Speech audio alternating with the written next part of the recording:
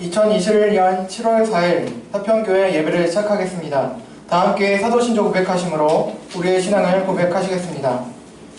나는 전능하신 아버지 하나님 천지의 창조주를 믿습니다. 나는 그의 유일하신 아들 우리 주 예수 그리스도를 믿습니다.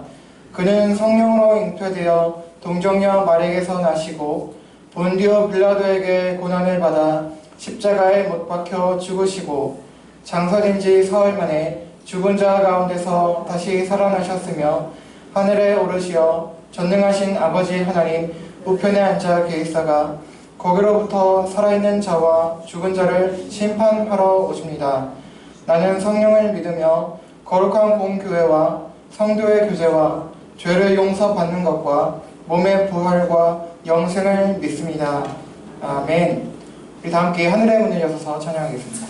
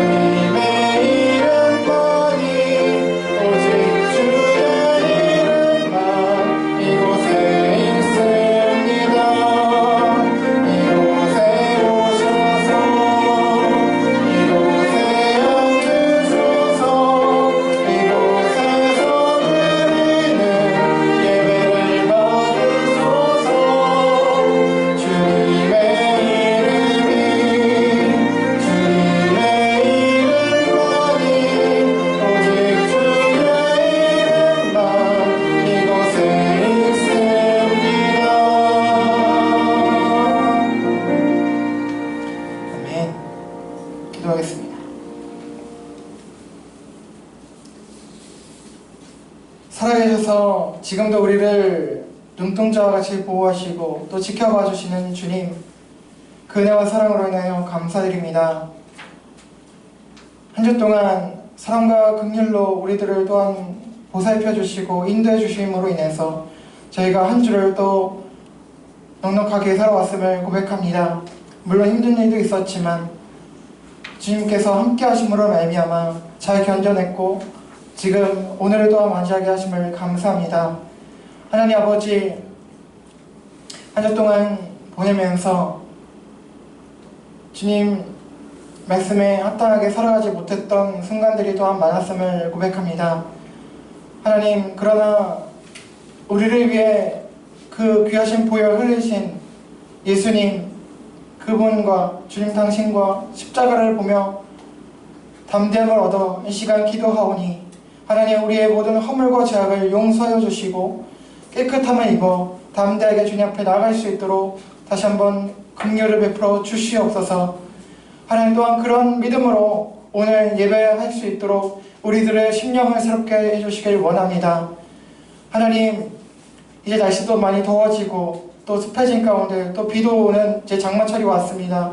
하나님, 우리 성도님들 건강해지지 아니하도록 지켜보호해 주시고 또 하나님, 모든 삶의 현장에서 주님을 또한 만나고 교제하는 가운데 은혜가 넘치는 하루하루와 한 주와 삶이 될 수 있도록 인도하여 주시옵소서.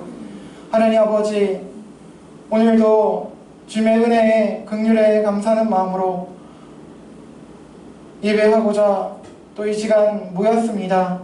하나님, 이곳에 모인 성도님들 가운데 주님의 사랑과 은혜로 풍성하게 채워주시고 또 오고 있는 발걸음 안전하게 속히 인도하여 주셔서 하나님 함께 찬양하며 예배하는데 부족함이 없도록, 그래서 은혜 받을 수 있도록 도와주시옵소서. 하나님, 또한 여러 형편 가운데 오지 못하시는 분들이 계십니다. 어디에 있든지 어느 형편에든지 정말 주님의 은혜 가운데 바라보고 또 주님의 은혜 안에 평강을 누릴 수 있도록 도와주시며, 있는 그곳에서 언제든지 주님을 예배하는, 바라봄으로 예배하는 그런 예배의 시간들 가질 수 있도록 도와주시고, 삶의 모든 순간이 이미 예배임을 고백하며 주님 안에서 자유함도 또한 누릴 수 있도록 인도하여 주시옵소서. 하나님 아버지, 부족하지만 연약하지만 저희의 삶을 받아주시는 그 은혜로 인하여 너무나 감사합니다. 주님을 닮아가고 또 주님 말씀에 맞게 살아가고자 하지만 저희들의 연약함과 부족함으로 넘어지고 쓰러져 주님의 마음을 아프시게 하는 때가 많을지라도, 그러나 그 순간까지도 저희들을 불쌍히 여겨주시고 또 우리들을 이해해 주시는, 그래서 동정해 주시는 그 주님으로 말미암아 주님 앞에 늘 저희가 서 있음을 고백합니다. 하나님 아버지, 그 은혜 생각하는 가운데 정말 하루하루가 주님 안에서 승리하는 삶을 살아가기를 소망하오니, 하나님, 이 시간뿐만 아니라 우리가 예배 끝나고 또 아버지 삶의 현장 속으로 나가는 발걸음과 그 이후의 삶까지도 주님 은혜가 가득하고 주님을 알아가는 가운데 승리하는 날마다의 삶이 될 수 있기를 소망하며 기도하오니 인도하여 주시옵소서. 하나님 아버지, 오늘도 부족한 가운데 말씀을 전하는 자리에 섰습니다. 부족한 저에게 은혜를 베풀어 주시고 또 이 시간 말씀을 전하고 또한 듣는 가운데에 하나님 은혜가 넘쳐 흐를 수 있도록 도와주시며, 우리 모든 성도님들 힘들고 어려운 그런 삶을 살고 있을 텐데 오늘의 말씀이 귀한 은혜의 시간 되고 또 아버지의 힘이 되고 정말 능력이 될 수 있도록 하나님 도와주시옵소서. 하나님, 오늘 예배를 위해서 힘써주시고 준비한 모든 분들 손길과 그 애씀 가운데 하나님 복을 내려주시고 또 모든 성도님들 그 기도 제목 가운데 합하신 대로 긍휼의 역사로 함께하여 주시옵소서. 감사하며 이 모든 말씀 예수 그리스도의 이름으로 기도합니다. 아멘. 이 시간 우리 복음성가 주만 바라볼지라 찬양으로 우리 세 번 연주 올려드리겠습니다.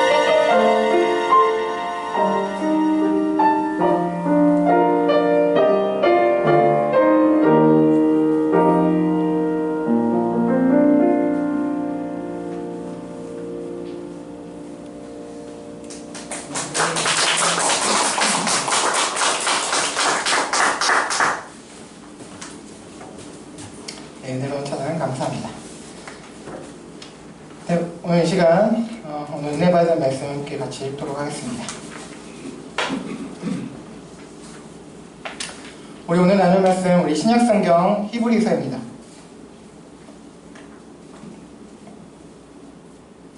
우리 신약성경 히브리서 4장 14절에서 16절 그리고 7장 24절 25절 두 군데인데요. 먼저 4장 보겠습니다. 히브리서 4장 14절부터 16절 신약 357쪽에 있습니다. 신약성경 히브리서 4장 14절에서 16절 먼저 보겠습니다. 신약 357쪽에 있습니다. 제가 한 절, 여러분 한 절, 그리고 16절 같이 읽겠습니다. 그러므로 우리에게 큰 대제사장이 계시니 승천하신 이 곧 하나님의 아들 예수시라. 우리가 믿는 도리를 굳게 잡을지어다. 우리에게 있는 대제사장은 우리의 연약함을 동정하지 못할 시기가 아니고 우리를 위하여 끝까지 시험을 하시는데 죄는 없으시다. 같이요. 그러므로 우리는 긍휼하심을 받고 때를 따라 돕는 은혜를 얻기 위하여 은혜의 보좌 앞에 담대히 나아갈 것이니라. 아멘. 우리 또 이어서 7장 우리 24절 25절 같이 보시겠습니다. 두 절이니까 같이 읽어보실게요. 시작. 예수는 영원히 계심으로 그 제사장 직분도 갈리지 아니하느니라. 그러므로 자기를 힘입어 하나님께 나가는 자들을 온전히 구원하실 수 있으니 이는 그가 항상 살아계셔서 그들을 위하여 간구하심이니라. 아멘. 네, 오늘은 설교 전에 우리 찬양 한 곡 더 부르고 우리 말씀 전하도록 하겠습니다. 우리 6월절 어린 양의 피로 우리 찬양하겠습니다.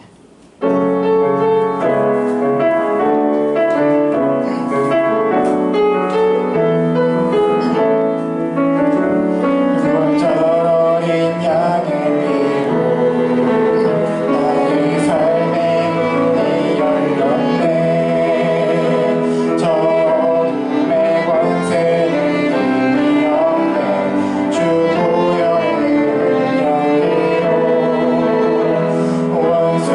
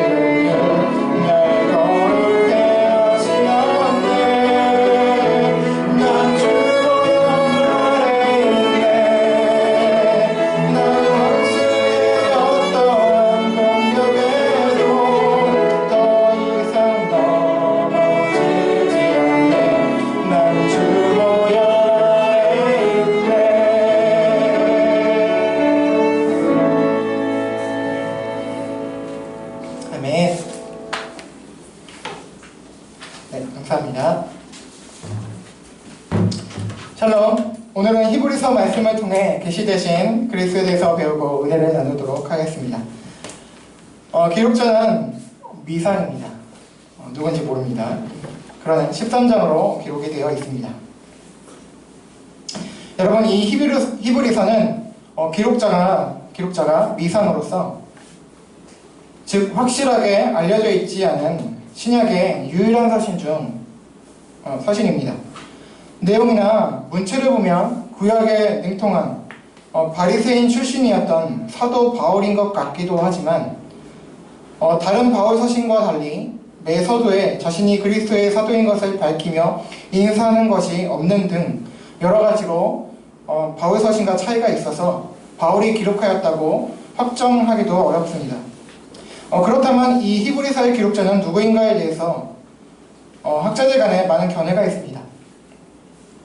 사도 바울을 비롯해서 언급되는 히브리서의 기록자에는 바울이 회심한 이후에 바울과 동역했던 바나바, 사도행전에도 언급되는 바울과 친분이 있으면서 바울의 영향을 받았을 것으로 추정되는 아볼로, 그리고 역시 바울의 동역자였고 우리 잘 아시듯이 누가복음과 사도행전의 기록자인 의사인 누가, 그리고 또한 역시 사도행전에 언급되고 등장하고 있는 브리스길라와 아굴라라는 부부 등이 언급이 되고 있지만 모두 확실하지는 않습니다. 어쨌든 이 히브리서는 신약 중 구약이 가장 많이 인용된 성경으로서 기록자는 구약에 능통한 유대계 그리스도인으로 추정이 되고 있습니다. 자, 그럼 이 히브리서의 기록 배경을 말씀해 드리겠습니다. 사도 바울로 인해서 복음이 널리 확산된 AD 60년대 후반에는 기독교에 대한 로마의 모진 박해가 가해짐에 따라서 위기의식을 느낀 유대계 출신 그리스도인들이 고난에 못 이겨서 신앙을 포기하고 심지어 유대교로 회귀하는 일들이 발생하게 되었습니다. 이에 따라서 이 히브리서의 기록자는 기독교가 유대교보다 뛰어나고 또 복음이 율법보다 우월함을 확실히 밝히고자 했습니다. 그래서 이 서신을 기록한 목적을 보면 고난받는 성도들, 특히 흔들리는 유대계 성도들을 격려하고 기독교의 우월성을 논증하면서 유대계 성도들의 배교를 방지하고자 했음을 알 수가 있습니다. 여러분, 혹시 주권구원론이라는 것을 들어보셨습니까? 주권구원론. 아마 이 용어 자체는 신학생이나 교역자들이 아니면 생소하실 것입니다. 그러나 특별히 어려운 용어는 아닙니다. 말 그대로 주권, 주님의 그 권세에 따르고 순종 또는 복종해야 구원을 받는다는 주장입니다. 여기서 주라는 것은 바로 우리 예수님을 말합니다. 그래서 우리는 예수님을 우리의 주인이시다고 하여서 우리가 주님이라고 부르지요. 주 예수 그리스도. 바로 우리 예수님의 거룩한 호칭입니다. 따라서 말씀드린 주권구원론을 주장하는 사람들은 구원하시는 분이신 예수님께서 우리의 주인이시기 때문에, 주인이라는 것은 뭡니까? 우리가 종이라는 표현이죠. 고백이죠. 예수님께서 우리의 주인이시기 때문에 그의 종인 우리들은 그분의 주권에 순종, 복종해야 구원을 받을 수 있다고 하는 것입니다. 얼핏 들으면 맞는 말 같습니다. 그런데 여기엔 문제가 있습니다. 자, 여기에는 어떤 문제가 있느냐?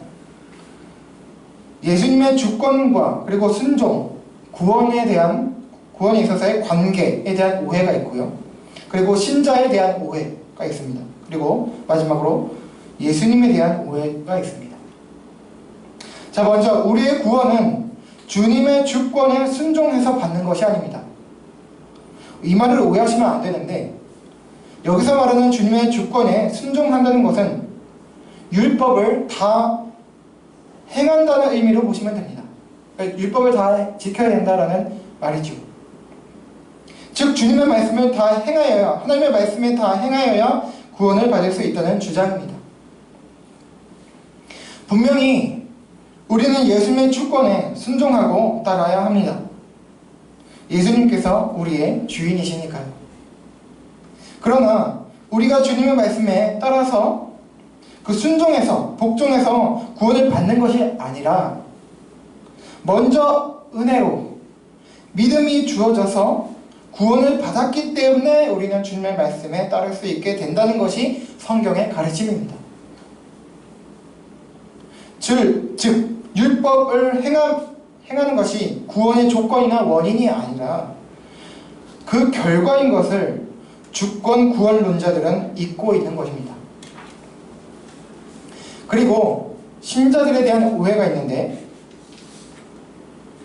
우리가 믿게 되어서 구원받은 신자들이라고 하여서 우리가 그 믿은 순간부터 완전해지거나 도덕적으로, 능력적으로 완전해지거나 완벽해지고 부족함이 없게 되고 실제적으로 거룩해지지 않는다는 사실을 애써 그들은 외면하고 있습니다. 이 점은 이미 우리들이 경험하고 있습니다. 그렇죠? 저만 그렇습니까? 아니죠? 예수님을 분명히 믿는데도 불구하고 우리의 성품과 삶이 잘 변하지 않습니다. 잘 성숙해지지 않는 현실을 우리는 매일 매순간 경험하며 묵도하며 살아가고 있습니다. 때로는 은혜 받고 또 신비한 경험도 합니다. 그렇게 하면서 마치 예수님 존전에까지, 하나님 존전에까지 나간 것처럼, 존전을 잃을 것처럼 대단한 사람이 된 것 마냥 그렇게 느낄 때도 있습니다. 이 세상을 다 복음화 시킬 것 같아요. 은혜가 막 충만해지면, 그러면 내가 다 제자 삼을 것 같아. 다 복음화 시킬 것 같은 때도 느끼지만, 금방 조금만 지나가면, 금방 조금만 유혹에도 넘어지고 쓰러지는 자신의 모습을 보는 현실을 우리는 살아가고 있습니다. 하나님과 이웃들을 위해서 섬기며 살겠다고 다짐하지만 그 다짐으로만 그친 적이 한두 번이 아니죠. 어떤 신앙의 수련회, 집회에서, 기도회에서 은혜 받고 집으로 일상으로 돌아온 순간 그 은혜가 가던가요? 효력이 많이 발생하던가요? 저만 그런지 모르겠는데 금방 은혜 받고 금방 똑같더라고요. 그 전이랑. 죽은 줄 알았던 옛 자아의 성품과 습관이 또 튀어나와 그 성질 그대로 튀어나오고, 그래서 소위 말하는 은혜를 잃어버리는 그런 순간이 경험한 것이 한두 번이 아닙니다. 그러면서도 좌절을 경험한 적이 역시 한두 번이 아니지요. 이런 식으로 신앙적 좌절을 겪으면서 우리 자신이 과연 변하기는 하는 것일까? 성화가 되어가기 하는 것일까? 심지어 난 정말 하나님의 자녀, 구원받은 사람이 맞을까?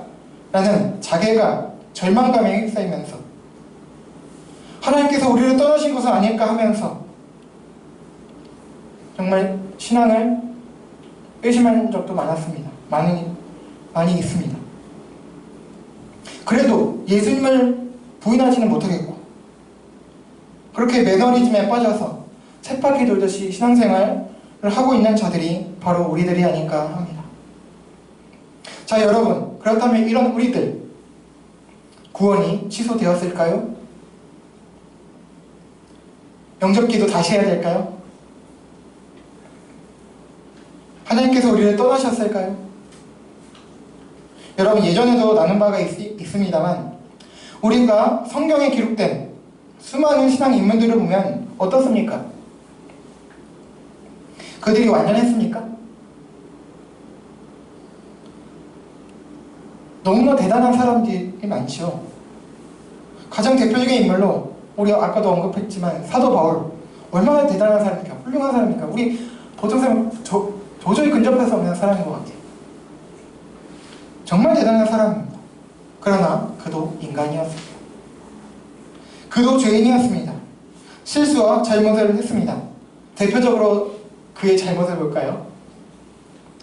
바나바와 아까도 얘기 들었지만 같이 동역했던 선교여행에 동행했습니다. 그러나 중간에 좀 약간 뜻이 달랐습니다. 그래서 다투었어요. 싸웠다는 거예요. 그래서 갈라졌죠. 신앙적으로 갈라진 게 아니라 같이 여행을 같이 못했습니다. 바나바와 다투었습니다. 또 선교 여행 시에 자기 뜻에 그 열정이 조금 없다고, 젊은 애인데 열정이 없다고 내쳤습니다. 누구요? 마가, 베드로의 그 생제 조카이기도 하고 자기 어떤 같이 했던 마가를 내친 적도 있었습니다. 일시적이었지만. 그리고 무엇보다 그가 예수님을 믿고 사도가 된 후에도 우리 로마서 7장에 보시면, 후반부에 보시면 그도 내면의 죄악에 유혹과 싸워야 했다는 것을 알 수 있습니다. 그거 내면으로만 그랬을까요? 아마 그도 인간이었기 때문에 많은 죄로 넘어졌을 거예요. 여러 번 넘어진 적도 있었던 것 같습니다. 사도 바울이 이럴진데 우리들이야 오죽하겠습니까? 그래서 시편, 구약 시편 103편 13, 14절에는 다음과 같이 하나님께서 이렇게 말씀하고 계세요. 우리가 어떤 존재인지, 어떤 사람들인지. 우리 시편 103편 13, 14절 보시겠습니다. 함께 보실게요. 시작! 아버지가 자식을 긍휼히 여김같이 여호와께서는 자기를 경외하는 자를 긍휼히 여기시나니 이는 그가 우리의 체질을 아시며 우리가 단지 먼지뿐임을 기억하심이로다. 아멘. 하나님께서는 우리의 체질을 아신대요. 우리가 어떤 존재인지, 은혜 받고 그렇게 변할 것 같았지만 변하지 않는 우리 그 속성을 아신대요. 우리가 별것 아닌 존재라는 것, 먼지뿐임을 기억하심이로다.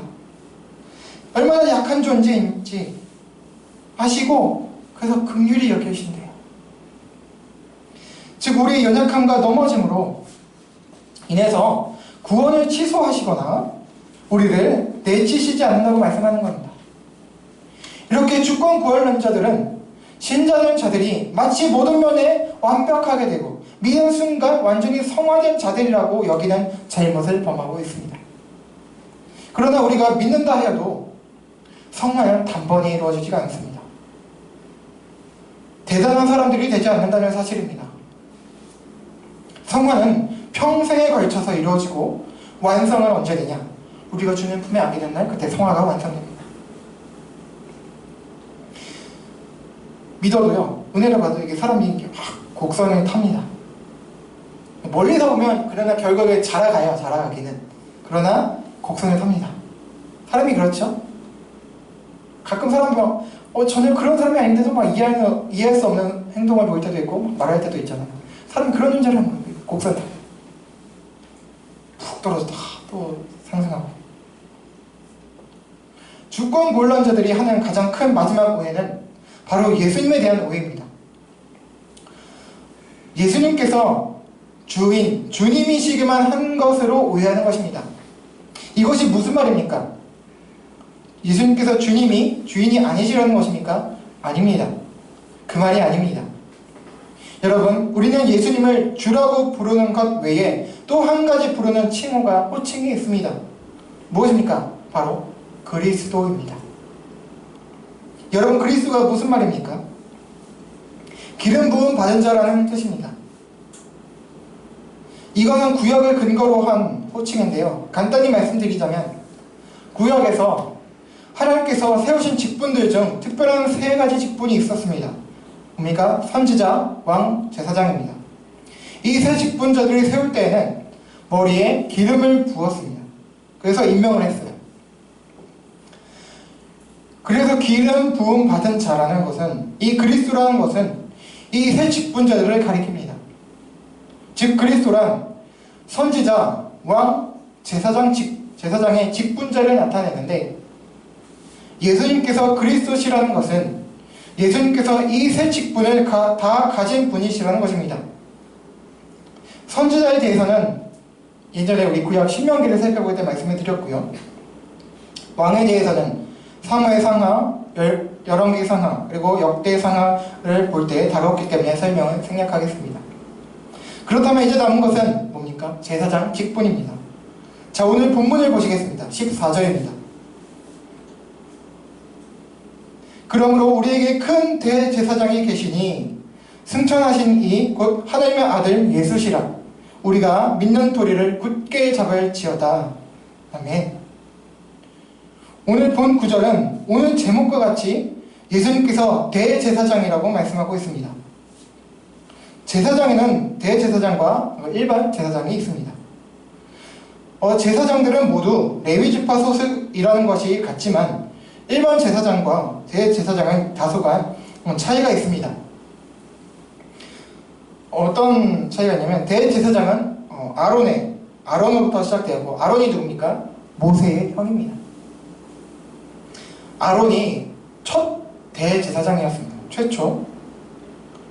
그리고 그의 후손들이 계속 이어서 대제사장이 되는데 대제사장은 오직 한 명입니다. 그러니까 이 대사장이 살아있는 한 그 시대의 대제사장은 한 명이라는 것입니다. 그 대사장이 죽어야 또 그 후손이 이어서 대제사장이 되는 것입니다. 다른 일반 제사장은 여러 명이 있지만 대제사장은 한 명이다. 다른 이가 대제사장이 되려면 현재 있는 대제사장이 죽어야 합니다. 아무튼 일반 제사장과 대제사장이든 모두 제사장이라는 점에서 같습니다. 여러분, 제사장이 무엇을 하는 사람입니까? 말 그대로 제사를 집행하는 사람입니다. 제사는 왜 합니까? 제사는 하나님께서 인간을 위해 제정하신 제도입니다. 죄인인 인간이 타락해서 하나님을 배울 수 없는 인간이 하나님께 나아갈 수 있도록 만들어주신 제도가 바로 제사제도입니다. 인간이 타락하여, 아담과 하와가 타락하여 하나님부터 내쳐진, 그래서 죄인이 된 우리 인간이 그대로는 하나님께 나아가지 못했습니다. 그래서 하나님께서는 제사제도를 세우셔서 우리 죄인된 인간이 하나님께 나아갈 수 있는 길을 열어주신 것입니다. 이 제사는 무엇입니까? 바로 짐승을 인간 대신, 죄인이 인간 대신 죽여서 제사함으로 태우거나 이렇게 잘라 죽이거나 하여튼 해가지고 죽여서 제사함으로 인간의 죄를 속합니다. 지난번에 말씀드렸죠. 우리 인간에게 우리가 죄를 안수하고 우리 죄를 기도해서 전가시키는 그런 것을 합니다. 그래서 인간의 죄가 짐승에게 옮겨졌어요. 죄는 죽어야 돼요. 인간 대신 그 짐승이 죽는 겁니다. 그래서 죄를 속함으로 하나님과의 관계를 회복할 수가 있었습니다. 이 제사를 집행하고 백성을 위해 기도하는 사람 또는 그 직분이 바로 제사장이었습니다. 제사장들은 이런 일들을 하는 사람이었습니다. 그런데 이 중에서 대제사장은 조금 특별했습니다. 일반 제사장들이 백성들 한 사람 한 사람을 위해서 성전에 있는 성소에서 제사를 집행하고 기도를 했다면 대제사장은 백성 전체와 또 제사장들을 위해서 그리고 자신을 위해서 제사와 기도를 했고 또 특별히 1년에 한 차례씩 대속죄일이라고 불린 날에 오직 대제사장만이 들어갈 수 있는 성전에 깊숙한 장소에 있는 지성소에 들어가서 하나님의 거룩한 임재 가운데 기도할 수 있었습니다. 그런데 대제사장이 대속죄일에 지극히 거룩한 장소라는 뜻의 지성소에 들어가기 전에 대제사장의 몸에 끈을 묶고요. 그 끈에 방울을 답니다. 왜 이렇게 하냐면요. 지성소, 지극히 거룩한 장소, 하나님의 거룩한 임재가 있었던 장소입니다. 하나님이 거룩하신 분이기 때문에 죄인이 하나님을 배울 수 없는 거예요. 그 죄를 다 해결하고 깨끗한 상태에 하나님을 배워야 돼요. 그래서 배울 수 있어요. 그러나 그 지성소에 들어가는 제사장이 흠결이 있는 상태라든 조금이라도 흠결이 있다면 그 제사가 불완전했다든가 자기 기도가 불완전했다든가 했다면 흠결이 있는 상태였다면 지성소에 들어가면 그 즉시로 죽습니다. 그러면 시신을 꺼내야 되잖아요. 그러나 일반 제사장들 들어갈 수 있으면 그들을 그냥 바로 죽어요. 대제사장만 들어갈 수 있기 때문에. 그래서 어떻게 하면 당겨서 꺼내오는 겁니다. 그래서 안에 들어가서 방울소리가 나면 아직 살아있구나, 하나님께서 용납하셔 받아들이셨구나 하기 때문에 방울소리를 듣고 살아있구나 확인할 수 있고, 방울소리가 안 난다, 죽었구나, 끌어당겨서 꺼내는 겁니다. 이렇듯이 대제사장은 백성들과 나머지 제사장들을 위해서, 곧 하나님의 백성 전체를 위해서 제사를 집행하고 기도하는 역할을 하는 존재였습니다. 오늘 본문 4장 14절은 하나님의 아들 예수님께서 큰 대제사장이라고 말씀합니다. 예수님께서 대제사장으로서 제사를 집행하셨고 기도하셨다는 것입니다. 백성 전체를 위해서. 그런데 예수님께서 대제사장으로서 제사를 집행하셨다고 하는데, 여러분, 제사는 희생제물이 있어야 합니다. 그죠? 그 희생제물이 무엇이었습니까? 바로 예수님 자신이셨습니다. 에베소서 2장 13, 14절 그리고 요한 1서 4장 10절에서는 예수님께서 자기 자신을 화목제물로 하나님께 드리셨다고 말씀합니다. 예수님은 그러니까 대제사장이시면서 동시에 그 제사의 희생제물이기도 하셨습니다. 이에 대해서 히브리서 7장 27절 28절에서 다음과 같이 말씀합니다. 우리 함께 읽어보실게요. 시작. 그는 저 대제사장들이 먼저 자기 죄를 위하고 다음에 백성의 죄를 위하여 날마다 제사 드린 것과 같이 할 필요가 없으니 이는 그가 단번에 자기를 드려 이루셨습니다. 율법은 약점을 가진 사람들을 제사장으로 세웠거니와 율법 후에 하신 맹세의 말씀은 영원히 온전하게 되신 아들을 세우셨느니라. 아멘. 자, 5장에서도 언급이 되고 있습니다만 일반 제사장들은 말할 것도 없고 대제사장들 역시 피조물이며 죄인된 인간이었기 때문에 연약함에 쌓여있는 존재였습니다. 약점이 있었습니다. 한계가 있었습니다. 그 역시 자신을 위해서 제사해야 했고 백성들을 위해서도 날마다 제사해야 했으며 특별히 1년에 1회 대속죄일마다 지성소에 들어가서 기도해야 했습니다. 거기에 갔다가 자신의 죄나 흠결이 조금이라도 있었다면 그 즉시 거룩하신 하나님의 임재로 인해서 죽을 수밖에 없는 약점을 가진 인간이었습니다. 그러나 이에 반해서 예수님께서는 죄가 없으신 완전하신 하나님의 아들이시며 또한 영원하신 분이십니다. 따라서 예수님께서 대제사장이 되셔서 자기 자신을 희생제물로 드리신 그 제사는 영원한 효력의 제사가 된 것입니다. 그러나 여기서 끝나지 않습니다. 대제사장으로서 예수님께서는 비록 제사는 더 이상 집행하시지 않으시고 그러실 필요도 없지만 지금도 하고 계신 것은 지금도 하나님의 우편에서 우리를 위해서 중보는 계속하고 계시다는 것입니다.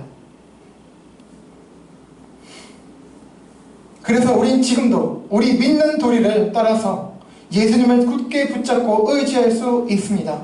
우리 이어서 15, 16절을 보시겠습니다. 같이 읽어보실게요. 시작. 우리에게 있는 대제사장은 우리의 연약함을 동정하지 못하실 이가 아니요 모든 일에 우리와 똑같이 시험을 받으신 이로되 죄는 없으시니라. 그러므로 우리는 긍휼하심을 받고 때를 따라 돕는 은혜를 얻기 위하여 은혜의 보좌 앞에 담대히 나아갈 것이니라. 아멘. 자, 우리에게 있으신 이 대제사장 예수님께서는 우리 인간의 연약함을 동정하십니다. 왜요? 비록 그가 죄가 없으시고 죄를 범하신 적이 전혀 없으시지만 그도 인간이 되셔서 우리와 같은 모든 시험과 시련을 경험하셨기 때문입니다. 이런 이유로 우리는 하나님과 그분께, 우리 주님께 긍휼히 여김을 받을 수 있게 되었고 때를 따라 필요한 도움의 은혜를 받을 수 있게 되었습니다. 힘들고 어려울 때 우리의 상황에 따라 주저할 필요 없이 우리 형편과 상관없이 하나님께 나아가 간구하며 토로함으로 호소함으로 아뢰어 긍휼과 또 도와주시는 은혜를 받을 수 있게 되는 것입니다. 본문은 말씀합니다. 긍휼과 도와주시는 은혜를 얻기 위하여 은혜의 보좌 앞에 담대히 나아가라고 말합니다. 여기서 은혜의 보좌 앞이라는 표현의 말씀을 생각해 보겠습니다. 보좌라는 것은 하나님께서 계신 거룩한 임재 자리를 의미합니다. 구역에서 그 임재의 장소는 천국과 더불어서 성막이나 성전의 지성소를 가리켰습니다. 성막이나 성전엔 성소와 지성소가 있었습니다. 성소와 지성소는 제사장들만 들어갈 수 있었고 그 안에서도 지성소는 오직 말씀드린 바와 같이 대제사장만이 그것도 1년에 한 차례만 들어갈 수 있었으며 또 자칫 잘못하면 죽어서 나올 수도 있는 그런 지극히 거룩한 공간이었습니다. 거룩하신 하나님이 임재하셨기 때문입니다. 그리고 지성소는 물론이고 성소에도 들어가지 못했던 사람들도 있었습니다. 제사장들이 아니면 들어가지 못했던 일반 백성들은 성소에도 들어가지 못했습니다. 그 정도로 성막 또는 성전은 매우 거룩한 장소였습니다. 특히 성소와 지성소 사이에는 거대한 휘장, 장이 있었습니다. 휘장. 그러나 이 모든 것들을 대제사장이신 예수님께서 자기 자신을 희생 제물로 드리심으로 온전한 영원한 제사를 드리심으로 철폐하셨습니다. 예수님께서 영원한 온전한 제사를 드리셨기 때문에 더 이상 제사가 필요 없게 되었습니다. 그렇다면 제사가 필요 없어요? 그럼 제사를 하는 사람? 제사장 필요 있습니까? 그렇다면 다른 인간 대제사장이 지성소에 들어갈 필요가 없게 된 것입니다.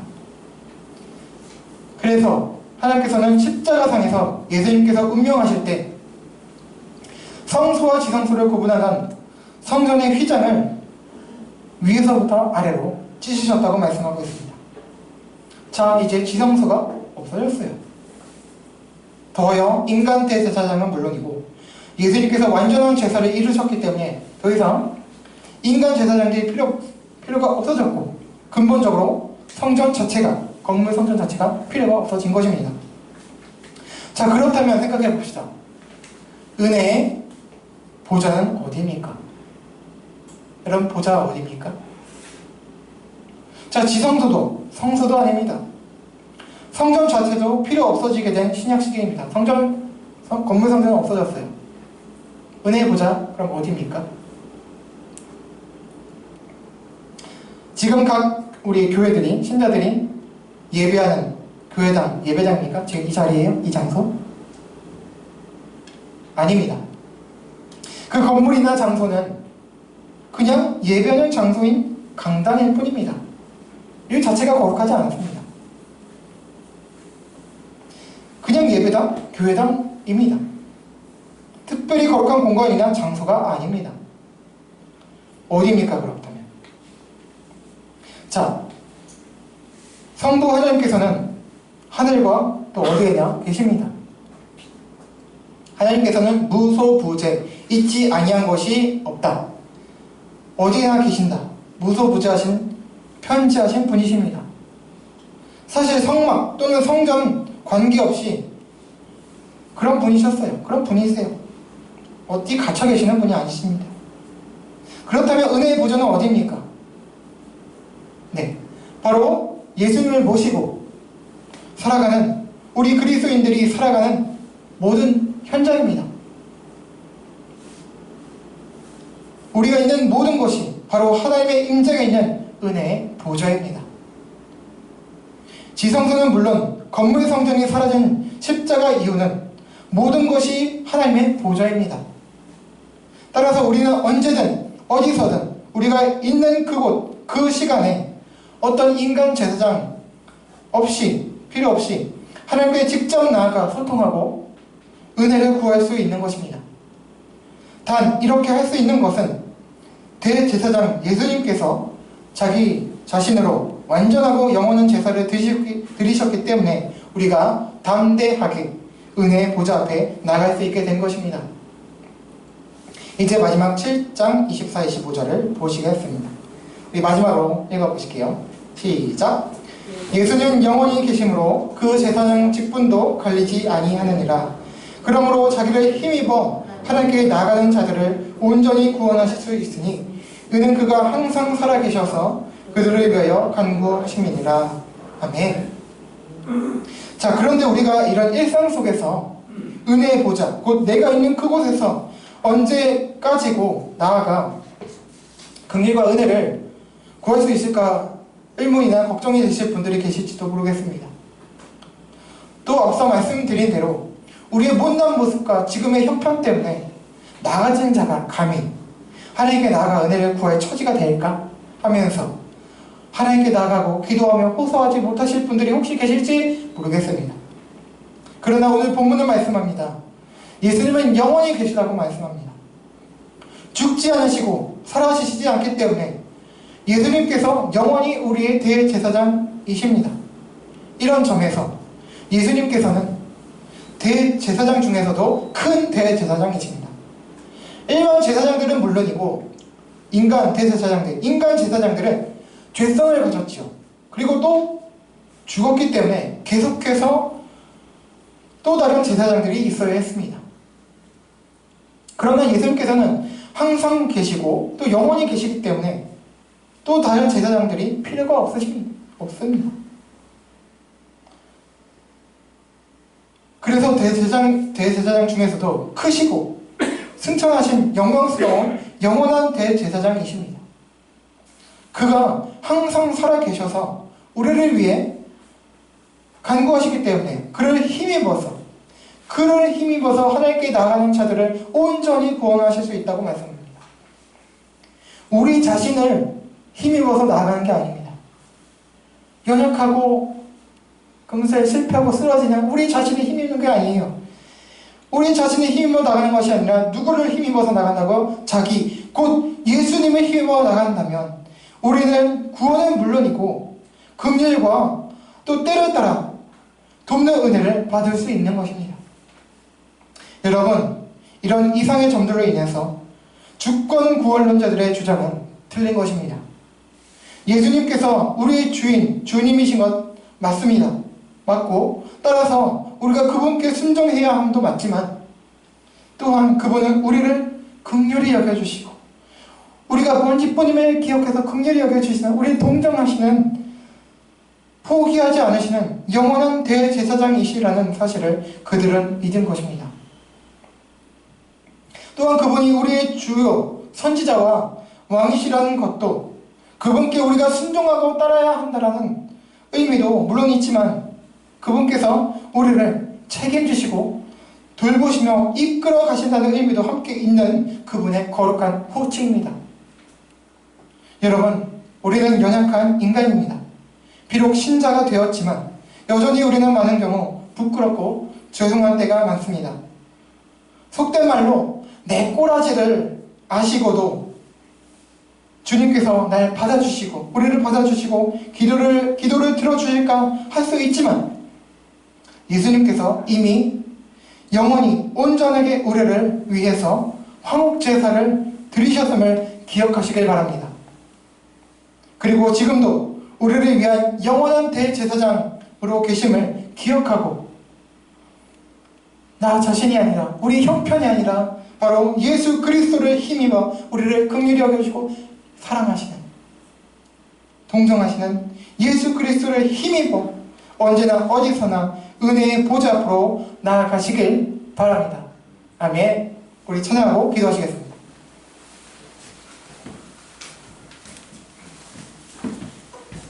우리 아버지 사랑 내가 노래 우리 함께 같이 고백하시겠습니다.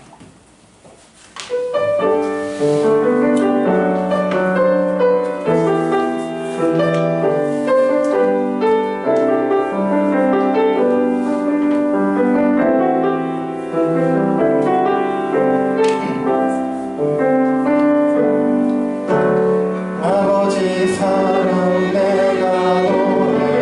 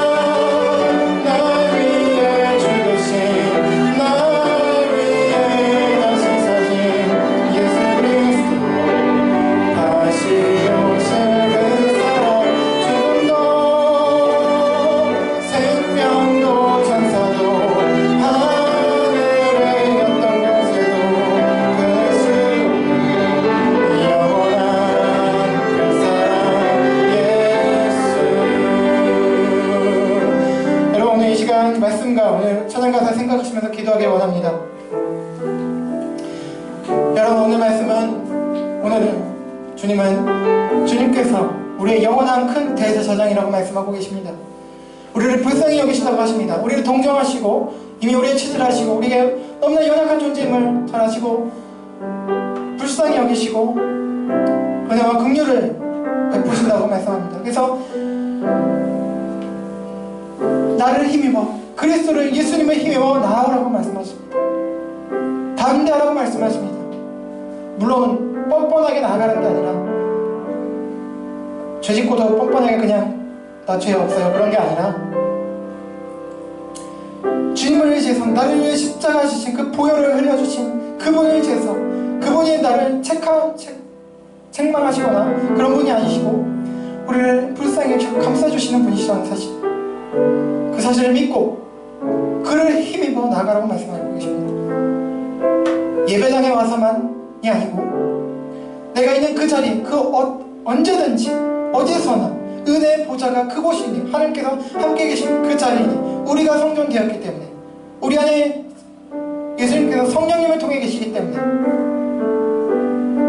언제 어디서나 나아갈 수 있다는 것입니다. 이 말씀 의지해서 여러분 기도하길 원합니다. 하나님, 나 연약하고 쓰러지고 참 부끄럽습니다. 언제는 내 모습 너무나 부끄러워라는 그 복음성가 가사처럼 사실 너무나 부끄럽고 죄송하고, 그렇게 신앙생활 오래 했음에도 불구하고, 개인적으로 저 목사까지 되었음에도 불구하고 여전히 부끄럽고, 여전히 이 죄성, 옛 자가 그대로 남아있는 모습을 통해서 나 자체가 너무나 부끄럽고 죄송하고 정말 때로는 황배로 느끼고 그럴 때가 많은지 모르겠습니다. 과연 나는 변할 수 있을까 의심이 들 때도 많지만, 그러나 그럼에도 불구하고 주님께 나오라고 하시면 너 그 모습 그대로 내게 나오라, 내가 너를 사랑한다는 말씀, 여러분 이 시간 귓가에 들려지기를 원합니다. 이 말씀 의지해서 여러분 연약함이 있다면 주님께 아뢰십시다. 주님 때를 따라 돕는 은혜를 주신다고 말씀하고 계시고 긍휼히 여기신다고 말씀하고 계시니, 시간 기도할 때에 그렇게 의지하며 기도했으면 좋겠습니다. 그래서 하나님 모든 자비하신 의지에서 기도할 때에 하나님 도와주십시오. 나를 살펴주시고 감싸주십시오. 이렇게 하는 기도 제목 가지고 여러분 가지고 기도 제목, 그리고 우리 교회를 위해서, 주변의 사람들 기억나시는 데를 위해서 함께 같이 기도하시겠습니다.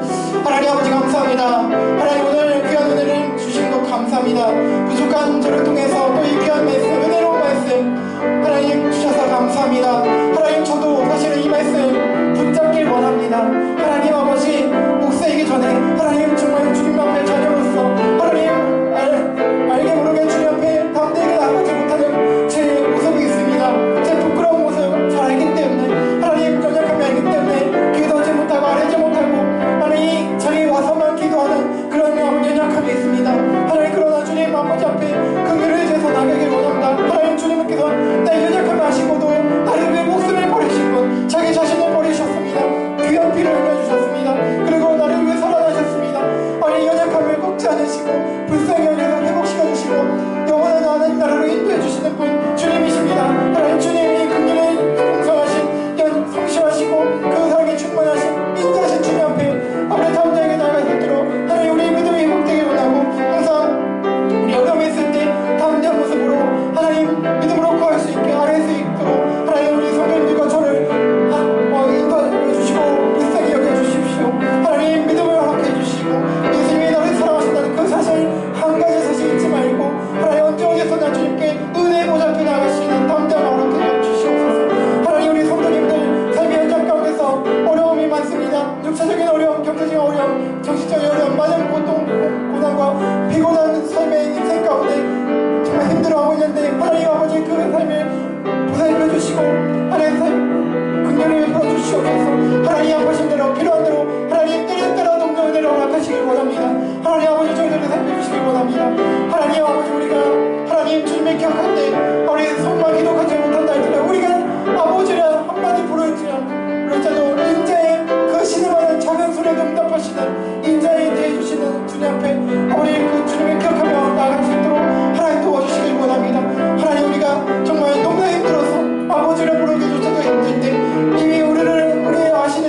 하시고 계신다는 그 믿음 가지고 하나님 예수님을 붙잡고 나아갈 수 있는 우리들 될 수 있도록 도와주시고 하나님 아버지 우리 각 성도님들 하나님 이 자리에 있든 없든 하나님 성도님들 그 삶을 살펴주시고 우리 교회 공동체 살펴주시고 우리 한국교회 살펴주시고 우리 이웃들의 삶을 살펴주시옵소서. 하나님 코로나로 계속해서 어려운 가운데 영향 가운데 있사오니 하나님 지구촌 이웃들을 어디 세계를 살펴주시고 하나님 많은 사건과 사고 또 정말 환경체의 도로 인해서 어려움 겪는 우리 그런 또 이웃들이 많습니다. 하나님 또 여러가지 범죄로 인해서 하나님 고통받는 아버지 백성들이 많사오니 하나님 불쌍하게 여겨주셔서 그들을 찾아가 주시고 위로해주시기 원합니다.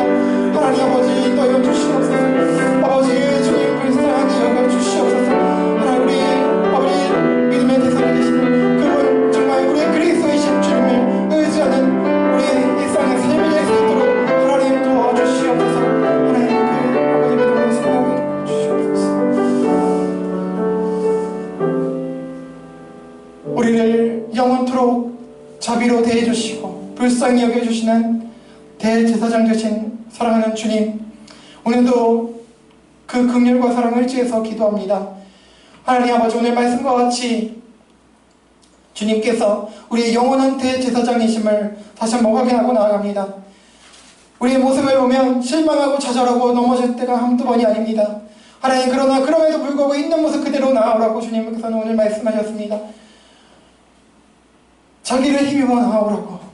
그래서 긍휼함을 받고 긍휼히 여김을 받고 때려 따라 돕는 은혜를 받으라고 주님 말씀하십니다. 하나님 우리 모든 성도들 또 저 모두가 다 이 자리에 있든 없든 모든 우리 사평교회 성도님들 또 우리 한국교회 성도님들 세계교회 성도님 모든 그리스도인들이 주님 앞에 은혜의 보좌 앞에 나아갈 수 있는 담대함을 얻을 수 있도록 인도하여 주시옵소서.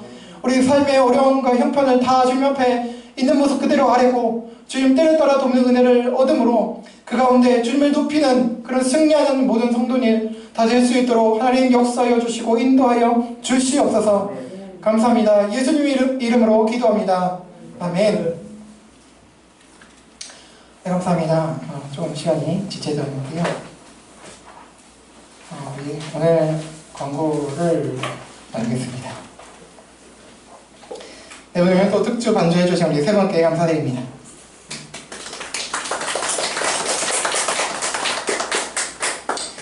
네, 우리 주변도 남겼습니다만 우리 주영영 성도님의 바이올린 독주회가 이번 달 7월 30일 금요일 저녁 8시에 연세 근무 아톨에서 있으니까요. 많은 관심과 참석 부탁드립니다.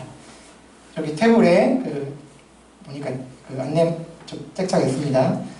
참고하시고요. 6월 재정보고서 또 테이블에 놔뒀으니까 수령해 주시고 확인해 주시길 바랍니다.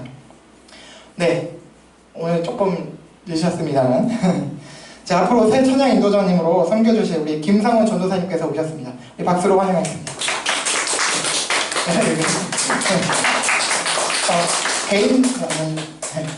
개인적으로는 제 대학교 선배님이시고요. 선배님이시면서 동기가 되신 중간에 군대를 갔다 오신 분을 말미암아 그래서 선배님이시고요. 우리 전도사님이십니다. 그래서 다음 주부터 아마 섬겨주실 것 같습니다. 기대해 주시고 기도해 주시면 감사하겠습니다. 네, 그럼 다 함께 자리에서 일어나시겠습니다. 우리 공동체 고백 함께 다 함께 고백하시겠습니다. 공동체 고백 함께 고백하시겠습니다. 시작! 우리는 세상으로부터 부름받은 하나님의 백성입니다. 또한 세상으로 보냄받은 그리스도의 제자입니다. 모임과 예배를 통해 하나님께 영광을 돌립시다. 삶을 통해 세상에서 빛과 소금의 역할을 감당합시다. 세상에 주님의 사랑을 전하는 실천자가 됩시다. 서로가 주 안에서 사랑하고 섬기며 돌보고 교제하는 건강한 지체가 됩시다. 성경을 읽고 배움으로 그리스도를 본받는 성숙한 성도가 됩시다. 그리하여 하나님을 영화롭게 하는 은혜에 충만한 공동체가 됩시다. 우리 다 함께 주님의 손을 찬양하고 축도로 마치겠습니다.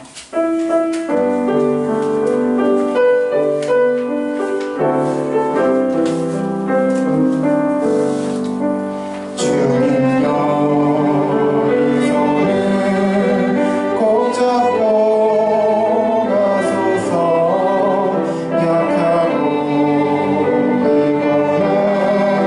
이거는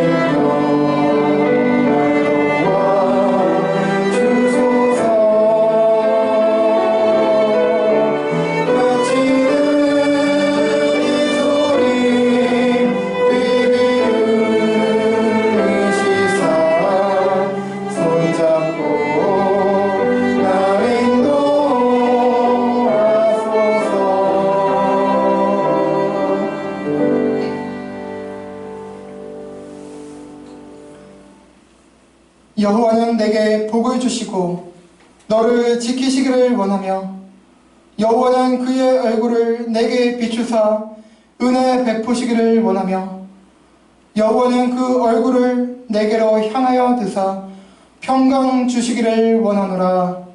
아멘.